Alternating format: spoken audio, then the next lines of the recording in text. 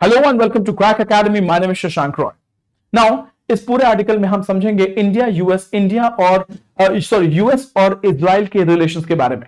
इसके पहले वाले आर्टिकल में हमने ये डिस्कशन किया था कि इजराइल को किस तरीके से फाइनेंशियल सपोर्ट करता है यूएसए और उसके पीछे पर्पस क्या है। इस आर्टिकल में हम समझेंगे कि यूएस इजराइल का रिलेशनशिप क्या है, इजराइल को इतना सपोर्ट यूएस क्यों करता है, what is the purpose, what is the reason behind it. So now here it is. US-Israel relation and historical conflict। October 7 incident के बाद से रिसेंट हमास अटैक हुआ इजराइल में। अगर करंट सिचुएशन देखें तो Israel is going for full on war against Gaza and Palestinians. US strongly supported for Israel और Israel को फुली सपोर्ट करता है यूएसए, और एक बार ये नहीं कहता कि अब बस करो, बहुत खून खराबा हो गया। हिस्टोरिकल रिलेशंस के बारे में हम समझने की कोशिश करते हैं यूएस इजराइल को। यूएस ने सपोर्ट किया था Jewish homeland existed even pre Israel formation. बेल्फर declaration 1917 में साइन किया गया था। बेल्फर डिक्लेरेशन में एक ज्यूइश स्टेट, ज्यूइश होमलैंड को क्रिएट करने का जो मसौदा तैयार किया गया था, उसको यूएस ने 1917 में ही तैयार किया, सपोर्ट किया था अंडर बेल्फर डिक्लेरेशन रिकॉग्नाइजिंग। और 1948 में जब इजराइल फुल स्टेट के तौर पे आया तो उस समय हेनरी प्रेसिडेंट ट्रूमन के तौर पे इजराइल को फुल स्टेट के तौर पे रिकॉग्निशन देने वाली जो पहली कंट्री थी वो थी USA. Now shift post 1967 war. 1967 में क्या हुआ?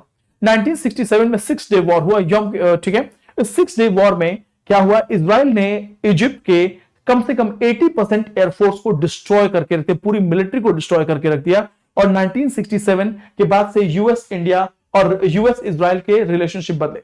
नाउ यूएस को मिडिल ईस्ट में एक पपेट की जरूरत है, इजराइल पपेट नहीं है बाय द वे।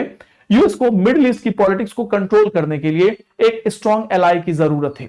इस 6 डे वॉर में इजराइल के कॉम्बैट से रिलेटेड स्किल्स को देख के यूएस को ऐसा लगा that this is the right choice baby, और इजराइल को एक परमानेंट एलाई अगर बना लिया जाए तो कभी भी अगर मिलिट्री वॉरफेयर की जरूरत पड़ी ईरान, इराक, सऊदी अरेबिया, कतार, किसी के अगेंस्ट में, तो हमारे पास एक परमानेंट एलाई होगा वहां पे। इस चीज को देखते हुए 1960 के बाद से यूएस इजराइल को एक इंपॉर्टेंट एलाई के तौर पे देखता है to counter Soviet influence in the region, क्योंकि उस समय मिडिल ईस्ट की पॉलिटिक्स में चाइना का तो कम था लेकिन सोवियत इन्फ्लुएंस बढ़ रहा था। ठीक है। नाउ यूएस इजराइल के करंट स्टेटस की बात करते हैं। Exceptional ally for United States of America, जो ऑल वेदर फ्रेंड है। US unconditional financial, military and political support देता है इजराइल को, ताकि मिडिल ईस्ट की पॉलिटिक्स में हमेशा यूएसए का दबाव बना रहे। लार्जेस्ट रिसिपिएंट है यूएस एड का 3.5 बिलियन एनुअली दिए गए हैं। 16% ऑफ इजराइल मिलिट्री बजट, यानी कि इजराइल के टोटल मिलिट्री बजट का 16% जो है वो यूएस से दिया गया है। Again there is no limitation, military, financial and political funding हर समय इजराइल को होती है यूएसए से।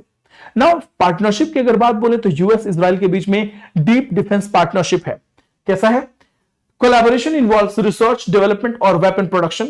यूएस ने 50 कम से कम यूनाइटेड नेशन के 50 रेजोल्यूशन को 1972 से लेके अभी तक कम से कम 50 बार यूनाइटेड नेशन में रेजोल्यूशन लिए जाने वाले थे इजराइल के एक्शंस के अगेंस्ट में, but every time United States of America use the power of veto to stop those resolution against Israel.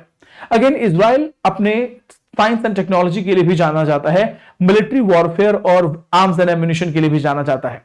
Israel की इंडस्ट्रीज जो हैं यूएस के क्रिटिकल वेपन सिस्टम के लिए मैन्युफैक्चरिंग का काम करती हैं, जो कि यूएस के लिए बहुत जरूरी है।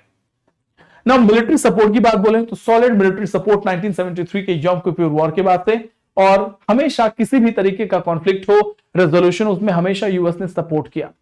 नाउ आइजनहोवर एडमिनिस्ट्रेशन की बात करते हैं। Dwight Eisenhower used to be the president of the United States of America. Displeasure over Israel's involvement in Suez War 1956 और threats to cut aid if Israel didn't withdraw. Suez canal जो कि Egypt के control में है, उसमें Suez कनाल को लेके Israel और इजिप्ट में वॉर होते हैं। At that point in time, Dwight Eisenhower जो थे वो प्रेसिडेंट हुआ करते थे and he was not at all happy. उन्होंने इमीडिएट इंस्ट्रक्शन दिए कि इजराइल मस्ट कम बैक और इजराइल को बैकआउट करना पड़ेगा। ड्विट आइजनहोवर के बाद से कैनेडी एडमिनिस्ट्रेशन आता है, और कैनेडी एडमिनिस्ट्रेशन इजराइल के सीक्रेट न्यूक्लियर प्रोग्राम जो 1960s में चल रहे होते हैं उस पे अपना एप्रीहेंशन, कंसर्न रेज करते हैं। अब ये कुछ एग्जांपल्स दिए आपने। डोनाल्ड ट्रंप के टाइम में भी अनकंडीशनल सपोर्ट देखा होगा। जो बाइडेन का भी अनकंडीशनल सपोर्ट आप देख रहे हैं इसराइल के लिए। इसराइल एक परमानेंट एलाई है यूएस के लिए, मिडिल ईस्ट की पॉलिटिक्स को बैलेंस करने के लिए। यूएस डिप्लोमेटिक फैक्टर्स, वो कौन कौन से फैक्टर्स हैं जिसके बेसिस पे यूएस इसराइल को हमेशा सपोर्ट करता है? पहला, historically near unanimous support in Congress, Congress भी सपोर्ट करती है। पब्लिक फेवरेबिलिटी टुवर्ड्स इसराइल, यानी इसराइल एक वो कंट्री है जिसके लिए कभी भी ओपिनियन और परसेप्शन गलत नहीं है यूएस के पॉलिटिकल क्लास में। अगेन इसराइल की एक स्ट्रॉन्ग पॉलिटिकल लॉबी है AIPAC, जो कि यूएस पॉलिसी को हमेशा इन्फ्लुएंस करती है। फाइनेंशियल एंड पॉलिटिकल कंट्रीब्यूशन की अगर हम बात बोलेंगे तो लगभग 2020 से लेके 2020 तक, 2020 में ही लगभग $30 बिलियन का जो है फंड अप्रूव किया गया है डेमोक्रेट्स के द्वारा इजराइल के लिए।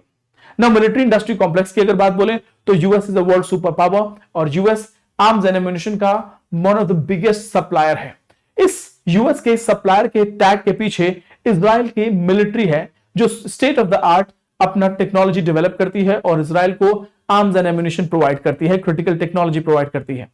Now US census on Israel relationship, US consensus strategic value of Israel in a volatile region, Middle East की पॉलिटिक्स जो कि बहुत ही वोलेटाइल है, कभी भी चीजें बिगड़ सकती हैं, इनको कंट्रोल करने के लिए एक स्ट्रॉन्ग मिलिट्री पावर की जरूरत है जो कि इजराइल है।